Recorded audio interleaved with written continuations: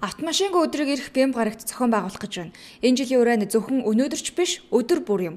Нийслэлчүүд жилдээ ганцхан удаа автомашинаасаа татгалзаж, спортын арга хэмжээг дэмжиж өнгөрөх бус өдөр бүр идэвхтэй хөдөлгөөний хэвшил болохыг үүгээр уриалж байгаа юм байна. Тэдний онцолж байгаа бас нэг уриалга нь авто зам дээрч эдийн засгийн тооцоотой ажиллая гэдэг дээр төвлөрч байна. Гудамжаар явж байгаа автомашин бүрт ихэвчлэн ганц нэгэн хүн сууж явдаг. Хүн бүр машиндаа ганцаараа, харин машин бүр нарийнхан авто замаар чигцэлдэн. Энэ нь нэг талдаа тооцоогоо бодлогын үр дүн хэмээн тэд үзэж байна. Тиймээс иргэд ганц нэгээрээ ажлаа амжуулахдаа нийтийн тээврийн хэрэгсэл эсвэл ундаг дуугыг сонгож хөдөлгөөнтэй байж хэвшихийг эрүүл мэндийн салбарын ч уриаллаа.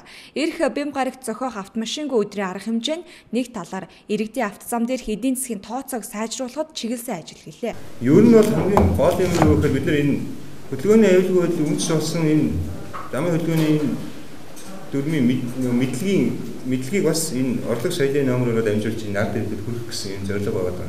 Хоёрдугаар хэрвээ энэ тээврийн хэрэгслүүдийг ингээд тодорхой хэмжээнд ингээд ууруулах юм бол Улаанбаатар хотын маань нөгөө бидний эрүүл мэндэд нөлөөлөд байгаа агаарын бохирдолд маань хэр сайжрах юм бэ гэдгийг бас хадлаа.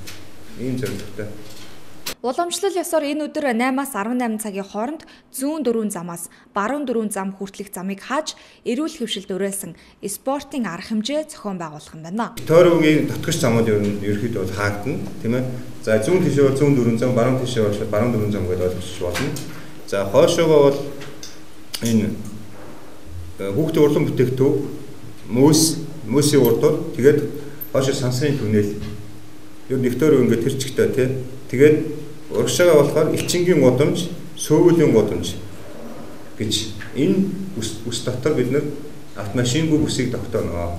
Хүн амын өвчлөл, нас баралтын тэргүүлэх шалтгаан авто замын ослоос үүдэлтэй гэдгийг нийслэл эрүүл мэндийн газраас мэдээлж байна. Хүн амын нас баралтын тэргүүлэх 3 шалтгаанд осол гэмтэл багтжээ. Мөн түргэнд тусламж авч байгаа иргэдийн 14% нь ослоос үүдэлтэй, харин хөгжлийн бэрхшээлт иргэдийн 30% нь зам тээврийн осолд өртсөн байдаг байна. Жилдээ манайд энэ 3200 орчим хүүхэд өгөөжлүүдгээс энэ тул нийт тусламж авдгаас нас баралтад нэлээд өндөр гадаг зам тээврийн осол жилдээ 10 орчим нас баралтад гэсэн манай нэг өдрийн нас баралтын тоонд орж явдаг юм байна.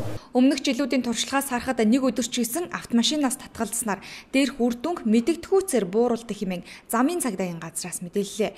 Идэвхтэй хөдөлгөөнийг дэмжихээс гадна агаарын бохирдлыг бууруулах үр дүнтэй хэмээн тайлбарлаж байгаа юм. Харин энэ өдрөөр хаагдсан замуудын уулзурт спорт, соёл урлаг, хөгжөөнд тоглоом, дугуйн аялал гээд идэвхтэй хөдөлгөөнийг дэмжих арга хэмжээг зохион байгуулах юм байна.